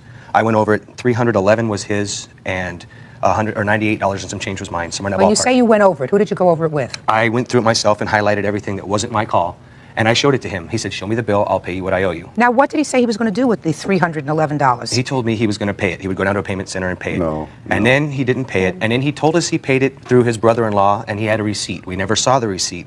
Then he said that, oh, well, it got applied to the wrong phone number. It was one digit off. I'll call and have it taken care of. Who did he tell this to? To me. And to her. And to me. Okay, but he told this to you? Yes. And he was your friend, Yes, really? but the things that he was saying at the time were plausible. It was a minor mistake from the phone company. It was his brother paid it, so there was a mistake on the number. It could happen. It's happened to me before. You know, you make a small mistake, you take care of it. But as it got farther and farther along, the bill became past due, and it went into collections. So now there's a mark on her credit against her because he kept dragging this out, telling us he was taking care of it and not doing it. And that's the only reason I'm upset, is because she trusted me to pay the bill, and I trusted him to pay the bill. Other than that, I don't have much of a problem. But she needs to pay a $300 deposit on top of the bill to get a phone now. And I don't think that was exactly fair. Mr. Baker, where were you living at the time that you were using his phone? With Jessica, who was my wife. Okay. And why weren't you using your phone? Because sometimes I was over at his house, and sometimes I wasn't getting along with Jessica, and I come over and stay with him, and I use his phone, and I called friends of mine in Phoenix because I do business and stuff in and out of there, and we just got along. But I've loaned money to him all throughout. I'm not interested in loaning the loan. If you have loans, then you take care of it a certain way. Well, if you take care of loans, it's basically if you owe me and I owe you, everything cancels out pretty much. Well, that may and that's be. what we agreed on in the handshake. No, I basically. don't. Sir, I said You to don't you once believe that, before. huh? No, I don't. A, I don't believe it, and B, you knew very well that the money that was owed on her credit, and therefore, even if I were to believe you, even if I believe you, which I don't, it had nothing. She was not party to that agreement. No, it doesn't have to be a party. He becomes her attorney, in fact, if she lets him put a place in her house. Can I say something? Judgment here? to this case is for the plaintiff, and the amount requested in the original lawsuit, which is $350. Get a life, sir. Parties are excused. You may step out. Out the back, go to your right, please. My degree is in criminal law and justice. He's trying to make me look like I'm some naive thing that doesn't know what's going on. In his big legal background, he knows what's going on. And I'm just glad it was handled here, not in the federal court, so it doesn't go on my record. Other than that, people can bite me, basically. And now the next case. All parties on Greco versus Reese. Step forward, please. Psychic Joyce Greco claims chromatologist Donna Reese owes her for a failed aura photography business. Miss Greco, I've read your papers, and what I gather is that you invested $1,000 to go into a joint business venture with the defendant, who also put up $1,000. And your papers suggest that you believe she scammed you out of your $1,000. Is that right? Yes. Okay. So tell me what kind of a business venture this was. This was aura photography. You said aura photography. Explain that to me. Aura photography photographs the energy around your body. And my job was to interpret the picture, and I do it psychically. So you're a psychic? Among other things, I believe we all are psychics. It's whether we choose to use it or not. So how come you couldn't tell that she was ready to scam you? Because it would be unethical to read somebody without their permission. And I don't read for myself. I'm paid to read, and I read. So you're paid to read, but you couldn't do it for yourself? I don't choose to go through life knowing what's going to happen. And well, that was a mistake. It may have cost you $1,000. It may, okay. However. So tell me about this photography first. How does the photography portion? That's your portion of it, the photography. Is that right? Well, I have a company that manufactures those cameras. It was not part of this venture. I understand that. Your company manufactures cameras that take pictures of people's... Of an image of the aura, yes. What does that look like? It's a Polaroid picture. It's a double exposure, and then you see the colors around the individual. And we have colorists that interpret it. Occasionally, I work with psychics. How did you meet each other? I went to have my picture taken at a psychic fair, and she liked my energy so well, she packed up her things before the fair was over, and she came with me and rented a place in my business where I was working. I do massage therapy and hypnotism. Psychic Joyce Greco claims chromatologist Donna Reese owes her for a failed aura photography business. So you go to a psychic fair and you take her picture, and you see her aura. And it's your job, after she takes the picture, to look at it and to interpret what's going on in people's lives and if they have health issues that we can help them with. And there's a lot of positive things that come through it. We don't do death, doom, or... I'm dying to see one of the pictures.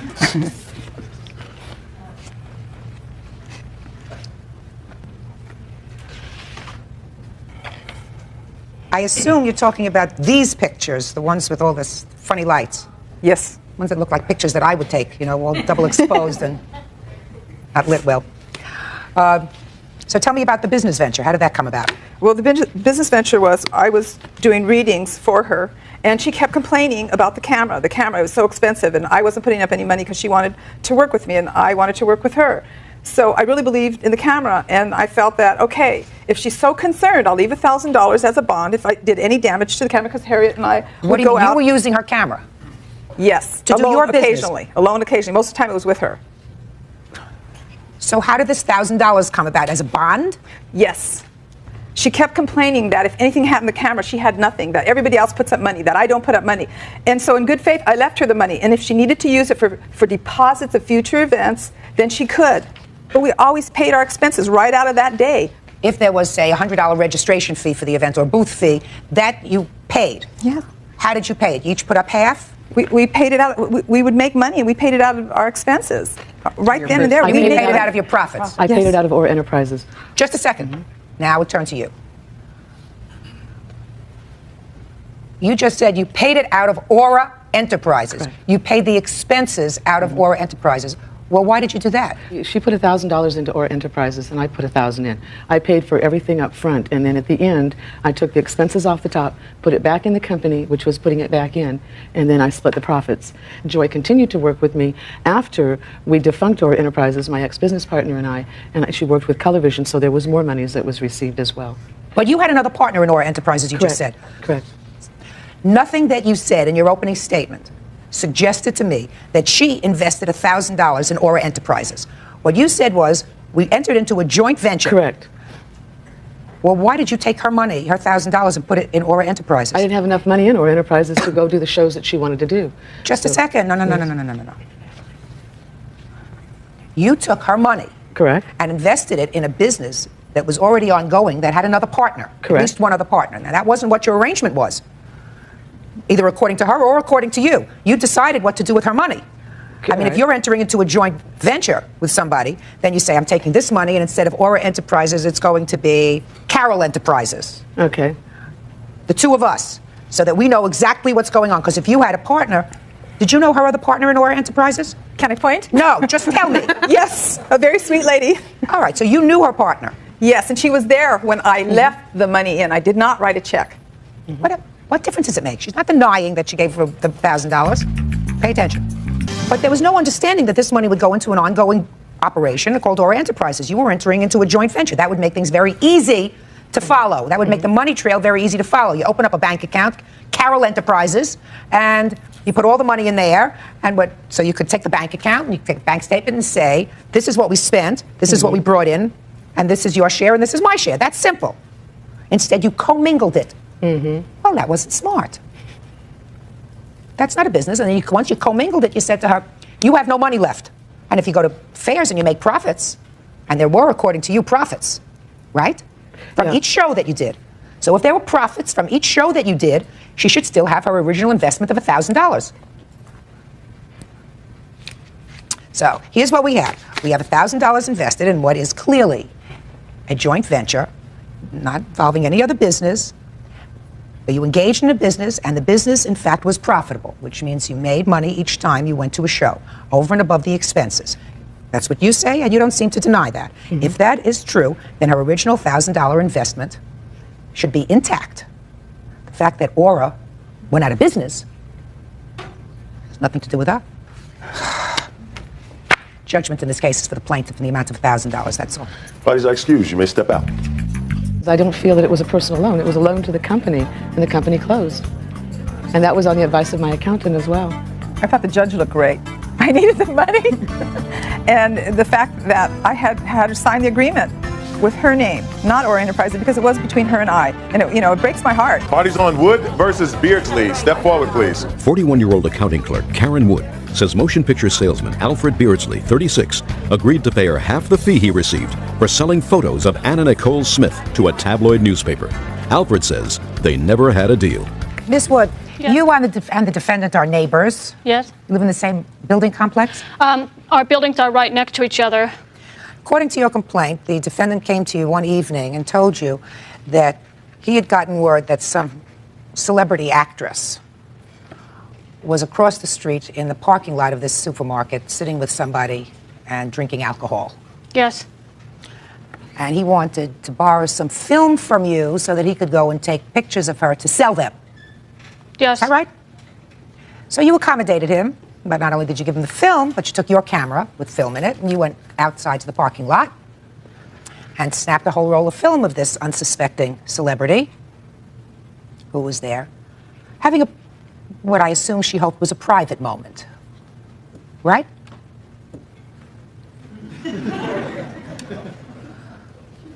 And then he went and sold those pictures to one of the tabloids. And you were paid how much? $1,000. And you want half of that? Yes, because we had agreed that for whatever money he got from that we would split it 50-50. Didn't you have a problem with taking pictures of this person and invading her privacy? Well, actually, she was in a public parking lot, and she was in the car, and they were, putting beer cans outside the car. I mean, it's not that I went on her property, and I didn't go into a restaurant or a bar where she was. She was out in the public, and even the clerks of the store, everybody was outside watching her. Have you ever done this sort of thing before, sir? I have sold photographs to news organizations and syndicated organizations. I haven't done stakeouts or things of that nature. But you've sold photographs of celebrities, you mean? Yes. Let's address your counterclaim. You're counterclaiming for $5,000 because you say she has harassed you Yes, Your Honor. and has filed a false police report against you. Yes, Your Honor. So let's get to your counterclaim first. Well, ever since the photos were taken, she would come to my residence on her lunch hour, after work, every single day. And say what? Inquiring as to if What I had happened? sold the film. So? So I kept her updated as best as I could until she became, annoying me. It was every single day. It was in the evening. It was late in the evening as well. I pitched them to one major tabloid. They had a problem that 4 of the key shots were out of focus. Not interested in that. Okay. Anyways, they declined them. I got a second pitch at another major. I'm not interested in all that. You sold the pictures. I sold the pictures. I'm talking about your harassment claim against her for $5,000. So she's coming to your house. She's asking you what happened. You got a pitch. You finally sold the pictures. Harassment. When we did the agreement for the pictures, all she wanted at that time was a set of prints. Mr. Beardsley, are you withdrawing your counterclaim for harassment? No, I'm not. Then stick to the harassment. Karen Wood claims Alfred Beardsley owes her for half the money for selling photos of Anna Nicole Smith. Alfred is countersuing Karen for filing a false police report. Just tell me about what the harassment is. She would post notes on my door where everyone could see when I wasn't home. She would stand at my door and have a complete conversation with my door, just saying, Al, this isn't fair. Give me some money, so on and so forth. I finally called her back. I said, Karen, we've got to stop this. We've got to come to some agreement. She said, F you, pay me, and hung up. I called again. F you, just pay me, hung up. 3 more times. F you, pay me, hang up. 20 minutes went by. I'm in my living room. I see 2 police officers walk fast past my apartment. Turns out that she had called 911, told the police department on the dispatch line that I called her stating that I had a gun, that I was coming over to her apartment and I was going to shoot her. In the meantime, she recants her story to the police officer saying, well, I thought... Did she come out at that time? Oh, her and her mom were out there. Okay, so she came outside Yeah. while the police were there. Correct. You remember that? Yes, I do. Had you called the police that day? Yes. Okay. And you heard her recant the story. Yes. What did you hear her say? She said, well, I thought he had said at one point that he had a gun, and he never actually threatened me with a gun, but I thought he had one because there was a problem a year ago where a silent alarm went off at his house, and the police were pounding at his door at midnight, and he made a statement that he was so scared that he felt like shooting through the door.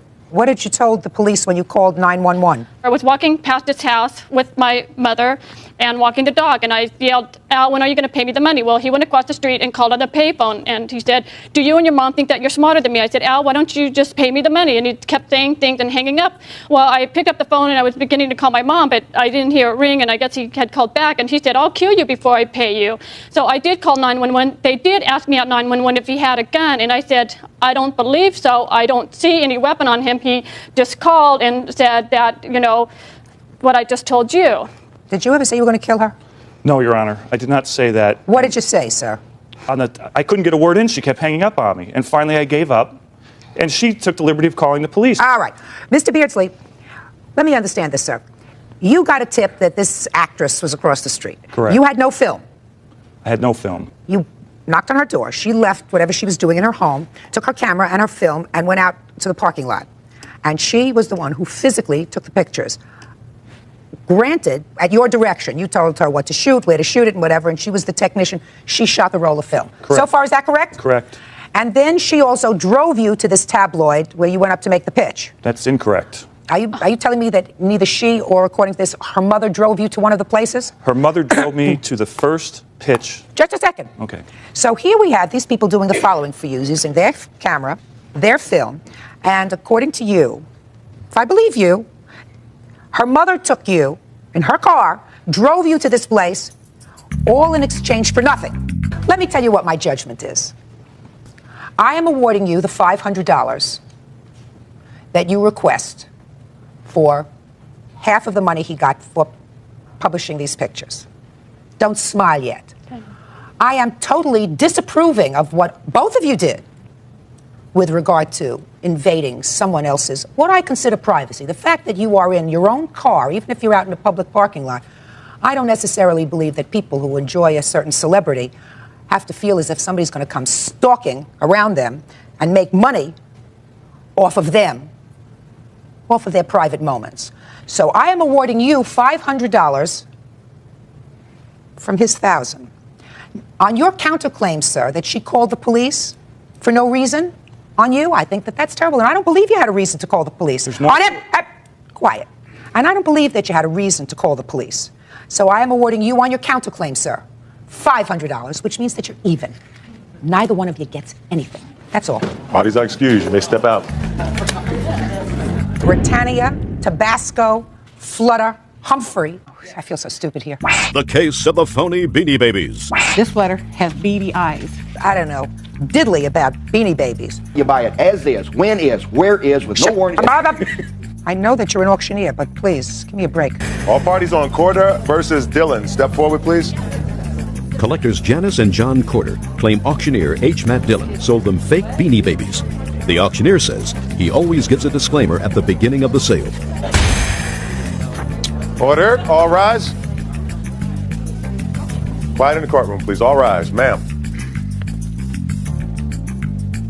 Judge, this is case number 303 on the calendar in the matter of Corder versus Dillon. Parties have been sworn in, Judge. You may be seated. Ma'am, have a seat, please. Mr. and Mrs. Corder, you went to an auction that was being run by the defendant. And at that auction, according to your complaint, you purchased a bunch of Beanie Babies. Yes. Now, I've never seen any of these things, although I've heard about them, so you're going to show them to me, of course. And your complaint alleges that you purchased these as collector's items. You know, yes, ma'am. Rare Beanie Babies. You purchased them as rare Beanie Babies because the defendant here said that they were rare Beanie Babies. Yes, ma'am. And they turned out to be ordinary Beanie Babies. No, fake. Fake Beanie Babies. You want all of them? No. And you want your money back. That's right. He says, he gives a disclaimer. Yes. At the beginning of every auction, that he's selling them for what they are. You get a chance to look at them. You get a chance to touch them, smell them, taste them, feel them. No, ma'am. Whatever you want before the auction. And he sells them as is. So, that's what this is about, right? That's correct. Part of it is correct. We were not allowed to see them. Well, we saw them through a glass case. We were not allowed to touch them until after they were paid for. Okay. Well, what do you mean not So that's correct? Don't talk to him. Don't talk to him. Talk to me. So, first, is this the first auction that you went to? No, ma'am. No. You go to these auctions regularly? We've gone to quite a few, yes. And you are collectors of Beanie Babies? Yes. How large is your collection of Beanie Babies? Oh, we probably have, without these, probably 100. Not old like this, though. How long have you been collecting? Maybe 6, 7 months. Why do you collect them? Well, mainly because they're valuable, and my daughter sold one for $1,025. We have a friend who sold one for $3,000. Could I see all of them? Sure. Yes, ma'am. So what are the usual conditions when you go to an auction? It does say, yes, as is, where is. But it's what you say is what you have. You know, you What do you mean can't what you say is what you If you say you have a saw, it better be a saw, not a hammer. And if you say you have a hard-to-find Beanie Baby, that's what it is. Not one that's 6 months old and totally fake. Okay. So tell me how these Beanie Babies were sold. You have the ad? Yes, ma'am, I do. I haven't seen the ad. Okay. There was 2 ads in the Kansas City Star for an estate auction. The other one was listed in antiques and collectible section. They're both in the same paper. Okay, let me read them.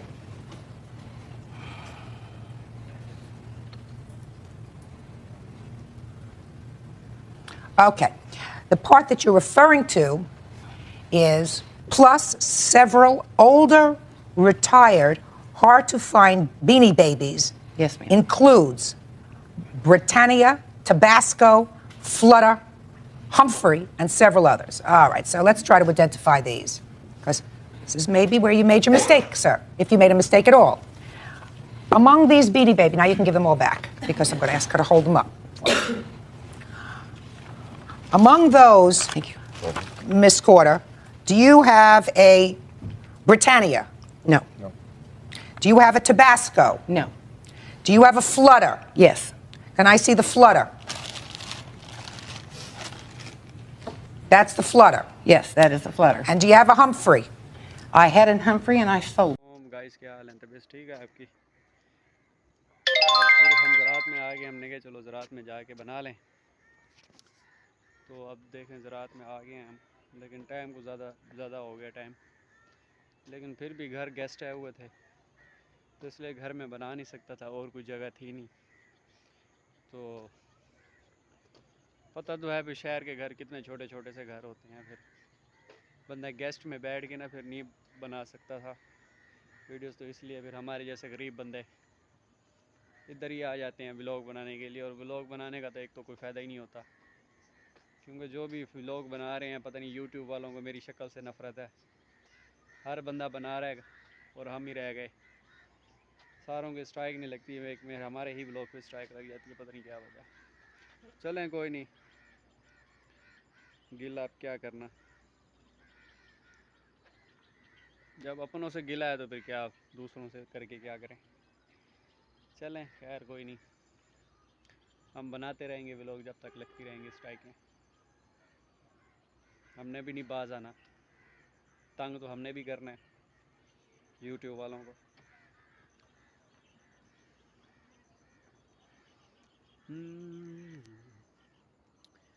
अब देखें कितनी बड़ी हो गई है यार, मैं तो हैरान हो गया हूँ कि ये तो बढ़ती जा रही है और मेरे से भी काफ़ी बहुत बड़ी हो गई है। तो पहले हालांकि पिछली दफ़ा जब आया था तो छोटी सी थी बिल्कुल, अब तो कुछ ज़्यादा बड़ी हो गई है ये। तो ये हालात हैं, हम वहीं के वहीं खड़े हुए हैं, बाकी सारी चीज़ें ग्रो करती जा रही हैं और हम एक ही जगह खड़े हुए हैं पागलों की तरह। हाँ कोई नहीं है, मैं वैसे यहाँ देखने आ रहा था, मैंने कहा कोई बंदा शंदा तो नहीं खड़ा हुआ। इधर से मैं वीडियो बना रहा हूँ, पीछे से वो मेरी बना रहा हूँ।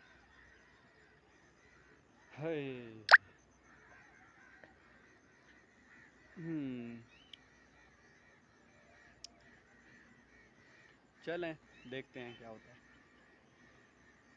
बना के देख लेते हैं।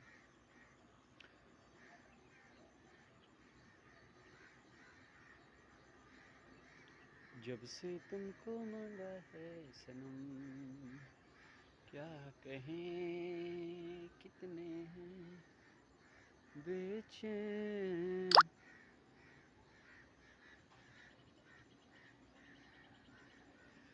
हाँ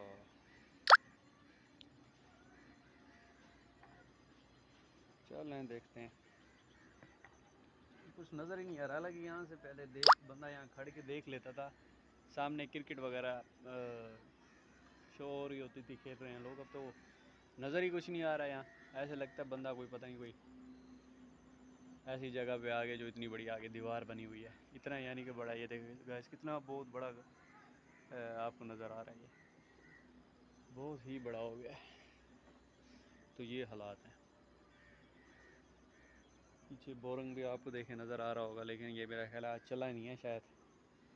अगर चला भी होगा तो काफ़ी दिन हो गए होंगे शायद, क्योंकि पानी बिल्कुल ही ख़राब पानी हुआ खड़ा है।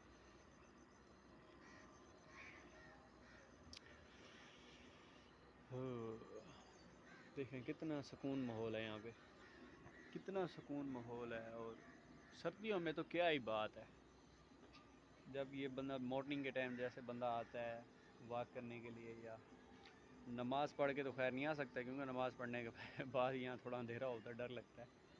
लेकिन बंदा ये है कि 6 साढ़े 6 बजे के करीब बंदा यहाँ आए और वॉक शाक यहाँ करने के लिए बड़ा